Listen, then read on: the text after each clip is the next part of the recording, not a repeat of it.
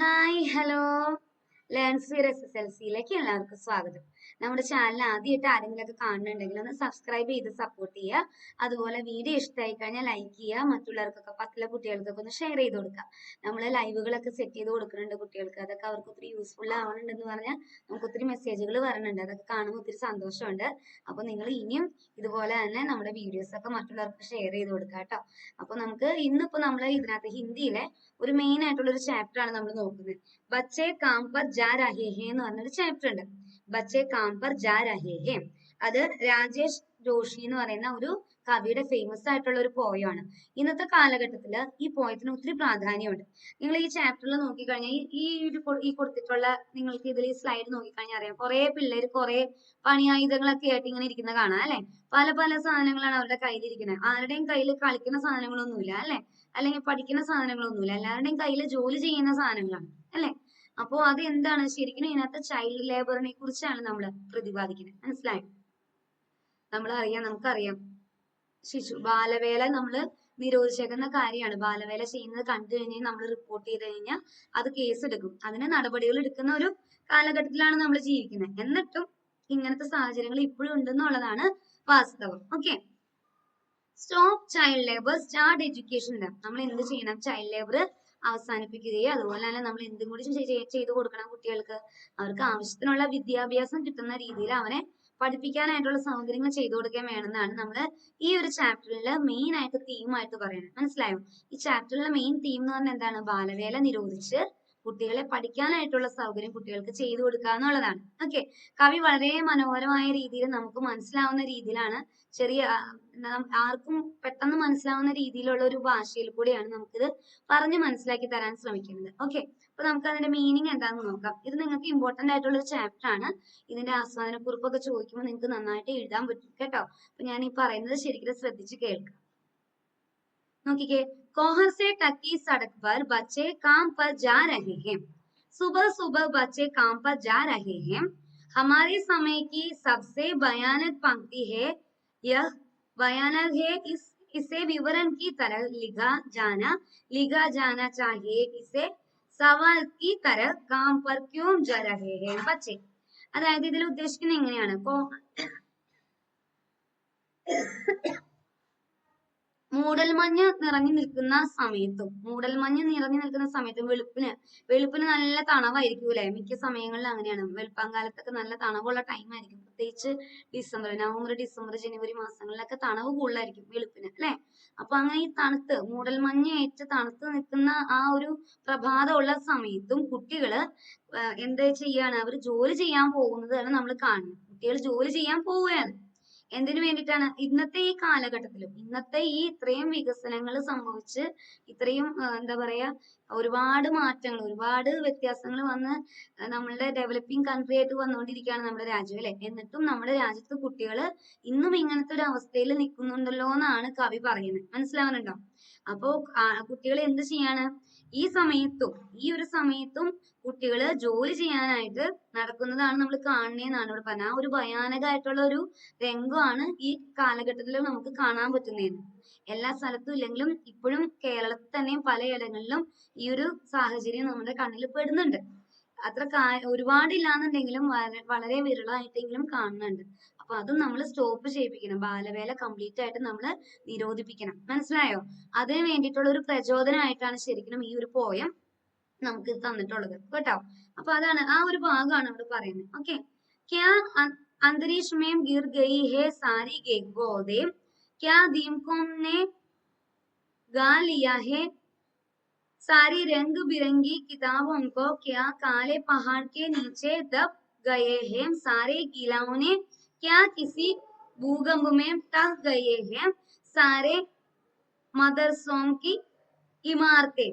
എന്താ അതിൽ ഉദ്ദേശിക്കുന്നതെന്ന് അറിയാമോ? ഇതിൽ നിങ്ങൾക്ക് കാണുമ്പോൾ അറിയാം, പിക്ചർ കാണുമ്പോൾ അറിയാം, കുട്ടികളുടെ കയ്യിൽ പണിയായുധങ്ങൾ മാത്രമാണ് കാണുന്നത് അല്ലെ. അപ്പൊ ഇതില് കവി പറയുന്നത് ഇങ്ങനെയാണ്: എവിടെ പോയി പന്തുകളൊക്കെ? എവിടെ പോയി? പന്തുകളൊക്കെ ഇപ്പൊ ഇല്ലാതെയായോ? പന്തുകളൊക്കെ എവിടെ പോയേക്കുന്നത്? അതൊക്കെ അന്തരീക്ഷത്തില് ഇല്ലാതായി പോയോ എന്ന് ചോദിക്കുക. ആദ്യത്തെ ഭാഗത്ത് അതാണ് കവി പറയുന്നത്. ഗോതമ്പ് എന്ന് പറഞ്ഞ പന്താണ്. പന്തുകളൊക്കെ എവിടെ പോയി? പന്തുകളൊക്കെ അന്തരീക്ഷത്തില് മാഞ്ഞു പോയോ എന്ന് ചോദിക്കുകയാണ്. പിന്നെ അതുപോലെ തന്നെ ചോദിക്കുന്നുണ്ട് പുസ്തകങ്ങള് പുസ്തകങ്ങള് സാരി രംഗ് ബിരങ്കി കിതാബോ, മനസ്സിലായോ? പുസ്തകങ്ങളുടെ കാര്യം പറയണേ. ഈ പ്രായത്തിലെ കുട്ടികൾ കളർ ചെയ്യലും അതുപോലെ കഥ വായിക്കലും ചെറിയ ചെറിയ കഥ ബുക്കുകളൊക്കെ ഉണ്ടാവുമല്ലോ, അങ്ങനത്തെ ബുക്കുകൾ വായിക്കലും അല്ലെങ്കിൽ പഠിക്കുന്ന ബുക്കുകൾ വായിക്കലൊക്കെ ചെയ്ത് അങ്ങനെ നടക്കുന്ന പ്രായമാണ്, മനസ്സിലായോ? അപ്പൊ ഈ പുസ്തകങ്ങളൊക്കെ ഇത് എവിടെ പോയി? ഇതൊക്കെ കറുത്ത ആ ഒരു എന്താ പറയാ, പഹാഡ് എന്ന് പറഞ്ഞു കഴിഞ്ഞാൽ എന്താണ്? പഹാഡ് എന്ന് പറഞ്ഞാൽ പർവ്വതമാണ്. പർവ്വതത്തിന്റെ ഇടയിൽ പോയോ? പർവ്വതങ്ങളുടെ അടിയിലേക്ക് പോയോ? അല്ലെങ്കിൽ അവിടെ എവിടെയെങ്കിലും പോയോ? മനസ്സിലായോ? കറുത്ത ആ പഹാഡിന്റെ ഇടയിൽ, പർവ്വതങ്ങളുടെ ഇടയിൽ എവിടെയെങ്കിലും പോയോ എന്ന് ചോദിക്കുകയാണ്. പിന്നെ അതുപോലെ തന്നെ ചോദിക്കുന്നുണ്ട് നമ്മളുടെ മദർസോ എന്ന് പറഞ്ഞാൽ എന്താണ്? മദർസോ എന്ന് പറഞ്ഞാൽ വിദ്യാലയങ്ങളാണ്, മനസ്സിലായോ? വിദ്യാലയങ്ങളൊക്കെ എവിടെ പോയി? അതൊക്കെ ഭൂകമ്പത്തില് മണ്ണിനടിയിലേക്ക് പോയോ എന്ന് ചോദിക്കുകയാണ്, മനസ്സിലായോ? എന്ന് വെച്ച് കഴിഞ്ഞാൽ പഠിക്കാൻ പോകേണ്ട സമയത്ത് കുട്ടികള് ജോലി ചെയ്യുന്നതാണ് കാണുന്നത്. 9 മണി തുടങ്ങി അല്ലെങ്കിൽ ഒരു 8:30 തുടങ്ങി ഒരു 4 മണി 4:30 വരെ ശരിക്കും പഠിക്കുന്ന ആ ഒരു ടൈമാണ് അല്ലെ? ആ ഒരു ടൈമിൽ എന്താണ് അവിടെ സംഭവിക്കുന്നത്? കുട്ടികൾ ജോലി ചെയ്യുന്നതാണ് കവി കാണുന്നത്, മനസ്സിലായോ? അതിനെ കുറിച്ചാണ് അവിടെ പറയുന്നത്. क्या सारे मैदान सारे बगीचे और घरों के आंगन गत्म हो गए हैं एकाएक तो फिर बच्चा ही क्या है इस दुनिया में? എന്താ അവിടെ പറയണേ? क्या सारे मैदान सारे बगीचे और घरों के आंगन गत्म हो गए हैं एकाएक तो फिर बचा ही क्या है इस दुनिया में? ഈ ഈ ലോകത്തിന് ദുനിയ എന്ന് പറഞ്ഞ ലോകം അല്ലെ, ഈ ലോകത്തിന് എന്താണ് സംഭവിച്ചത്? ഈ ലോകത്തിന് എന്താണ് സംഭവിച്ചിട്ടുള്ളത്? ഇവിടെ മൈതാനങ്ങൾ ഉണ്ടായിരുന്നൊക്കെ എവിടെ പോയി? മൈതാനത്തിൽ കളിക്കുന്ന കുട്ടികളൊന്നും ഇവിടെ കാണുന്നില്ലല്ലോ, മനസ്സിലാവണല്ലോ? അങ്ങനെയുള്ള കാര്യങ്ങളാണ് കവി ഇവിടെ പറയുന്നത്. ആ കളിക്കേണ്ട പ്രായത്തില് കുട്ടികൾ ജോലി ചെയ്യുന്നതിനെ കുറിച്ചാണ് കവി ഇവിടെ വർണ്ണിക്കുന്നത്. പിന്നെന്താണ് പറയണേ? എത്ര ഭയാനകമാണ് ഈ ഒരു കാഴ്ച എന്ന് കവി പിന്നെയും പറയാണ്. അതായത് ആ കുട്ടിത്തം മാറാത്ത പ്രായത്തില് ബാലവേല ചെയ്ത് കഷ്ടപ്പെട്ട് നടക്കാണ് കുട്ടികൾ, മനസ്സിലായോ? അതിന്റെ ആ ഒരു ഭയാനകത്വം എത്രത്തോളം ഉണ്ടെന്നാണ് കവി ഇവിടെ നമ്മളുടെ അടുത്ത് വർണ്ണിക്കുന്നത്. पर दुनिया की हजारों सड़कों से गुजरते हुए बच्चे बहुत छोटे छोटे बच्चे काम पर जा रहे हैं. അതായത് വളരെ പ്രായം കുറഞ്ഞ കുട്ടികൾ പോലും ജോലി ചെയ്യാണ്. ഇപ്പൊ ഇതിൽ നോക്കിക്കേ, ഇതിലെ ഒരു പിക്ചർ കാണിച്ചേക്കുന്നുണ്ടോ? ആ പിക്ചറിൽ തലയില് ഒരു ചട്ടിയിൽ മണ്ണ് വെച്ചേക്കുന്നു. അതുപോലെ തന്നെ ആ കുട്ടീനെ കൊണ്ട് സഹിക്കാൻ പറ്റുന്ന ഒരു എന്താ പറയാ, കഴിയുന്ന ഒരു, എങ്ങനെ അതിനെ പറയാ, അതായത് ഒരു കുട്ടിക്ക് ചെയ്യാൻ പറ്റുന്നതിന്റെ ഒരു ലിമിറ്റ് ഉണ്ട്. ഇപ്പൊ ഒരാൾക്കും ഓരോ വ്യക്തികൾക്കും ഓരോ കാര്യങ്ങൾ ചെയ്യുന്നതിന് ഒരു ലിമിറ്റ് ഉണ്ടല്ലേ? ആ ലിമിറ്റിലും ഓവറായിട്ടുള്ള കാര്യമാണ് ആ കുട്ടികൾ ചെയ്യുന്നതെന്ന് പറഞ്ഞാൽ, പ്രായത്തിൽ ചെയ്യേണ്ടതായിട്ടുള്ള കാര്യങ്ങളല്ല, അതിനേക്കാൾ ഉപരി ഒത്തിരി കാര്യങ്ങൾ, ഒത്തിരി ഓവർലോഡ് അവർ എടുക്കുന്നുണ്ടെന്നാണ് ആ ഒരു ഭാഗത്തിൽ നമ്മൾ പറയുന്നത്, മനസ്സിലാവുന്നുണ്ടോ? അപ്പോ ഇതിനകത്ത് എന്താണ് നമ്മളുടെ അടുത്ത് പറഞ്ഞ കവി നമ്മളോട് ഈ ഒരു ചാപ്റ്ററിൽ നമ്മളോട് പറയാൻ ഉദ്ദേശിച്ചിട്ടുള്ള കാര്യത്തേ ഉള്ളൂ, ചൈൽഡ് ലേബറിനെ നമ്മൾ എന്ത് ചെയ്യണം? നിരോധിക്കണം.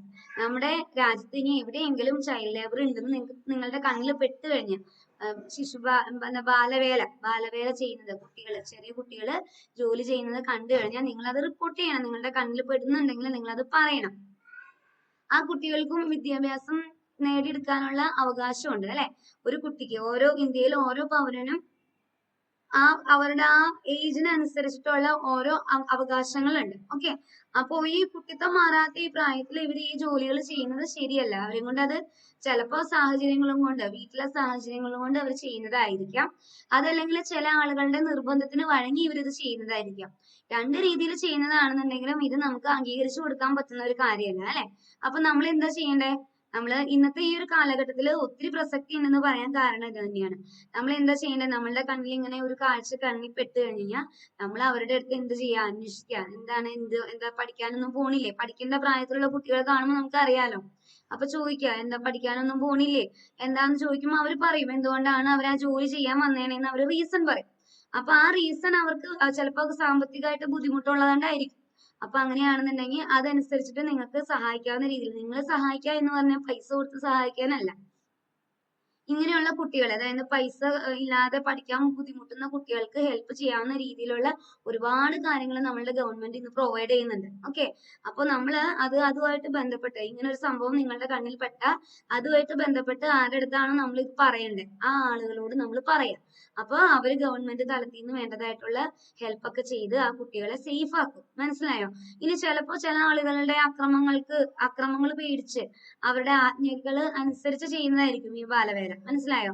അപ്പൊ അത് നിങ്ങളുടെ കണ്ണിൽപ്പെട്ട അതും നിങ്ങൾ എന്ത് ചെയ്യാ, അറിയിക്കേണ്ടവരെ അറിയിച്ച് അതിനെ റിപ്പോർട്ട് ചെയ്ത് അതിന് നല്ല ഒരു റിസൾട്ട് വാങ്ങിച്ചു കൊടുക്കുക. മനസ്സിലായോ? നമ്മളുടെ ഈ രാജ്യത്തുള്ള ഓരോ കുട്ടികൾക്കും പഠിക്കാനും അതുപോലെ കളിക്കാനും അവരുടേതായിട്ടുള്ള ആ അവകാശങ്ങൾ നേടിയെടുക്കാനുള്ള അവകാശമുണ്ട്. ചില സാഹചര്യങ്ങൾ കൊണ്ട് അവർക്ക് അതിന് കഴിയാതെ വരുന്നുണ്ട്. അപ്പൊ നമ്മളെ കൊണ്ട് പറ്റുന്ന രീതിയിലുള്ള ഒരു സഹായം അവർക്ക് ചെയ്ത് നമ്മൾ അവരെ എന്ത് ചെയ്യുക, സേഫ് ആക്കുക. അപ്പൊ ഇന്നത്തെ കാലഘട്ടത്തില് ഈ ഒരു കവിതയ്ക്ക് ഒത്തിരി പ്രാധാന്യമുണ്ട്. നമ്മൾ അതിന്റെ ആ മീനിങ് ആണ് ഇപ്പൊ പറഞ്ഞു തന്നത്. നിങ്ങൾക്ക് മനസ്സിലായെന്ന് വിചാരിക്കണം. ഏതെങ്കിലും ഭാഗം മനസ്സിലാവാത്തതുണ്ട്, ഏതെങ്കിലും വേർഡിന്റെ മീനിങ് വേണമെന്നുണ്ടെങ്കിൽ ജസ്റ്റ് നമ്മുടെ കമന്റ് ബോക്സിൽ ഒന്ന് പിൻ ചെയ്ത് നിങ്ങൾ വച്ചാൽ മതി. ഞാനപ്പോ അതിന്റെ മീനിങ് പറഞ്ഞുതരാം. അതുപോലെ ഇതുപോലെയുള്ള വീഡിയോസ് ഇനി നിങ്ങൾക്ക് വേണമെന്ന് ആഗ്രഹം ഉണ്ടെന്നുണ്ടെങ്കിൽ കമന്റ് ചെയ്യുക. നമ്മളത് നിങ്ങൾക്ക് കമന്റ് ബോക്സിൽ കാണുന്ന ആ കമന്റിനൊക്കെ നമ്മൾ അത്രയും നിങ്ങളുടെ ആ കമന്റുകൾക്കൊക്കെ ഒത്തിരി വാല്യൂ കൊടുക്കുന്നുണ്ട്. അപ്പോൾ അത് നോക്കിയിട്ട് നമുക്ക് ടൈം കിട്ടുകയാണെന്നുണ്ടെങ്കിൽ അതനുസരിച്ച് വീഡിയോസ് നമ്മൾ ഇട്ട് തരും കേട്ടോ. അതുപോലെ നമ്മുടെ ലൈവ് ക്ലാസ്സുകളൊക്കെ കട്ട് ചെയ്യാതെ കാണാനായിട്ട് മാക്സിമം നോക്കുക കേട്ടോ. അപ്പൊ നമുക്ക് പതുക്കെ നിർത്താം. അടുത്ത വീഡിയോയില് അതുപോലെ അടുത്ത ലൈവിലൊക്കെ ആയിട്ട് നമുക്ക് കാണാം. നിങ്ങളുടെ ഓരോ കമന്റുകളും ഞാൻ പറഞ്ഞല്ലോ ഒത്തിരി വിലപ്പെട്ടതാണ്. അപ്പോൾ എങ്ങനെയുണ്ടായിരുന്നു വീഡിയോ, എങ്ങനെയുണ്ടായിരുന്നു എന്നൊക്കെ നിങ്ങൾ കമന്റ് ചെയ്യാം കേട്ടോ. Okay, by.